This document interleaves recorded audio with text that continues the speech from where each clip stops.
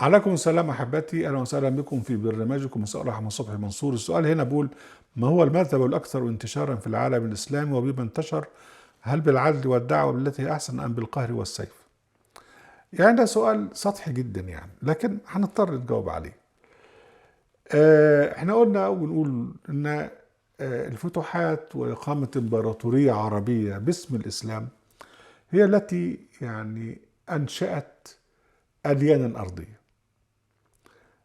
أول دين كان التشيع، اللي هو ما دعا إليه بقى عبد الله ابن سبأ، اللي هو الحق يعني أول ناس يعني. وكان ده في عهد علي بن أبي طالب. لكن آه، يعني تأكد الخلافة القرشية، وخصوصا في الدولة الأموية، وبعدين بداية التدوين في الدولة العباسية، سموا دول هم بقى اللي هم السنة. فإذا كانت إذا كان دين التشيع نشأ في أحضان الاعتراض أو المعارضة، فإن دين السنة نشأ من رسوخ الدول، دول الخلافة. الأول ما يسمى بالراشدين، وبعدين الأمويين، وبعدين العباسيين. فابتدى يعني نشأة الدين السني. من أجل هذا هو يعبر عن يعني العنف والقوة والاستبداد إلى آخره. والدين الشيعي لأنه هو نزل يعني بدأ بالمقاومة بالمعارضة، فحين يصل إلى الحكم، وقلنا كم مليون مرة، يكون شأنه شأن الدين السني. لكن حدث بقى ان الناس العوام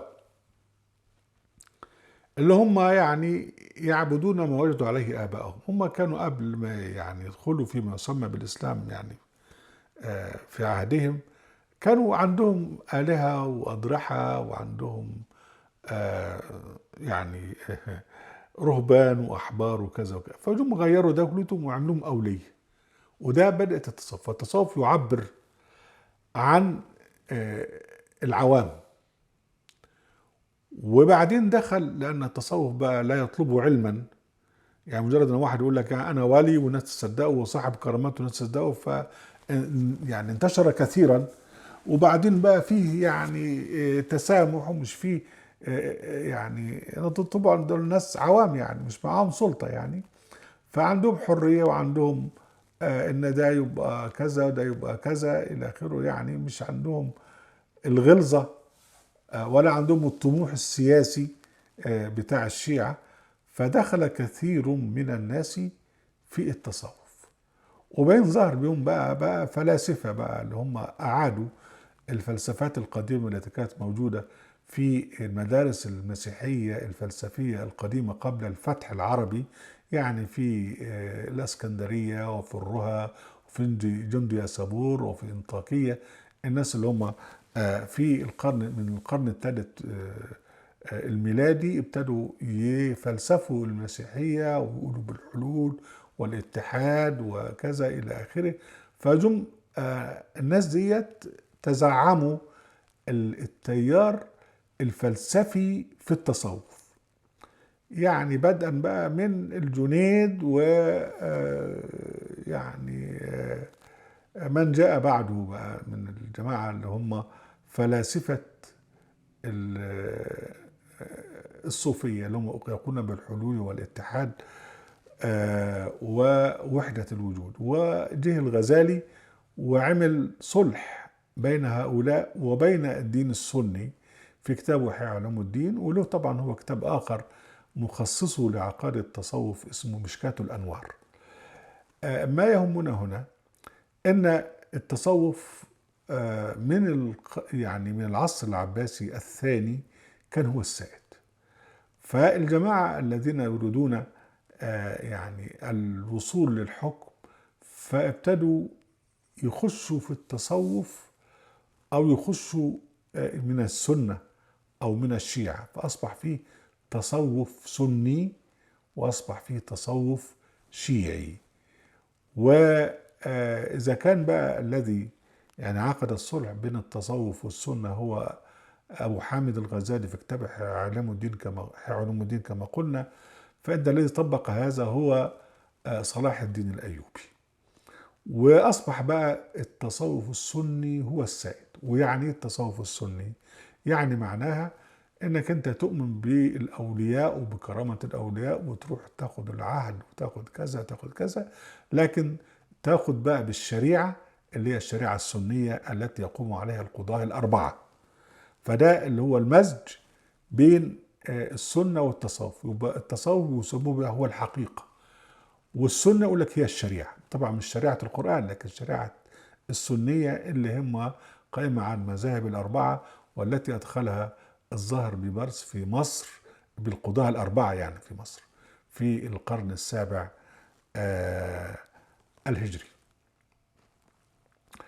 برضو الجماعة الشيعة عملوا لهم تصوف شيعي، وده كان بيريد أن يصل إلى الحكم عن طريق الخداع، ويعني التنكر كأنه صوفية، لكن هم يريدون إقامة دولة شيعية.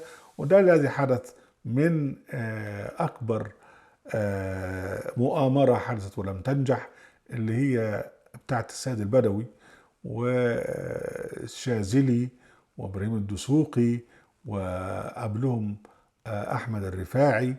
ده احنا شرحناه في كتابنا، اول كتاب لنا صدر 1982 عن يعني السيد البدوي من الحقيقة والخرافة. ده الراجل ذو تصوف شيعي، وتنكروا او تستروا بالتصوف لكي يصلوا به الى الحكم.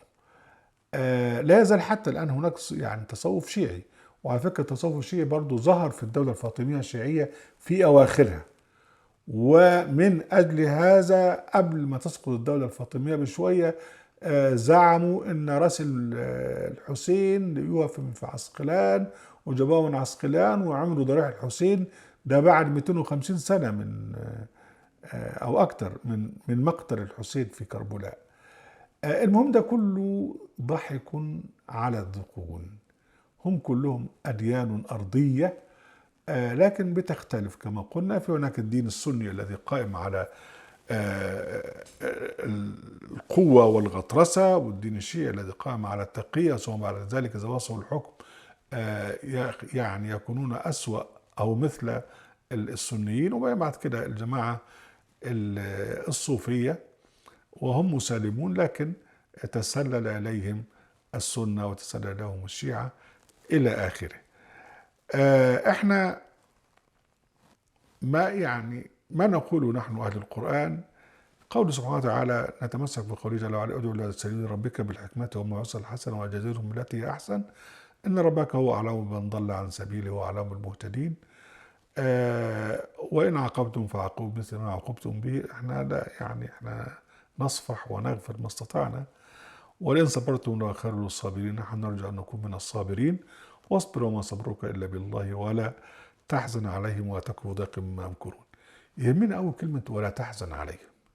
يعني شوف، خلي بالك النبي وهو في مكة كان بيحزن على الجماعة الكافرين، وربنا قال له فلا تحزن نفسك عليهم حسرات. وقال له يعني كما جاء في أوائل سورة الكهف، يعني الحمد لله الذي أنزل على عبده الكتاب وجعل عوجا قيما ونزل يقول لك فلعلك باخع نفسك، يعني هتهلك نفسك يعني على إلا بيقول بهذا الحديث أسفا. فكان يحزن، لكن مش معاه يعني مش معاه القوة ان هو يرغمهم. وحتى لو كان معاه القوة ان هو يرغمهم، ربنا قال له في سورة يونس وهي سورة مكية يعني أفأنت تكره الناس حتى يكونوا مؤمنين؟ لا، الإسلام قائم على الاختيار الذاتي. ولما أصبحت له دولة في المدينة، ربنا قال لا إكراه في الدين. وربنا يعني ذكر أنه كان يحزن، يعني والعزوك الذين يسارعون في الكفر. ده يعني في صور مدنية. لو كان معه حد الردة كان أقام عليهم حد الردة، لكن ليس الحد الردة من شريعة الإسلام.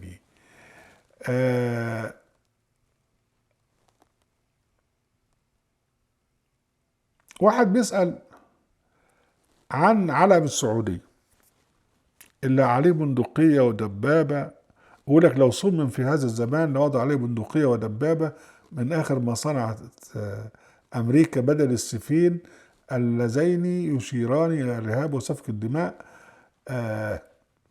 وبيطلب التعليق يعني على هذا.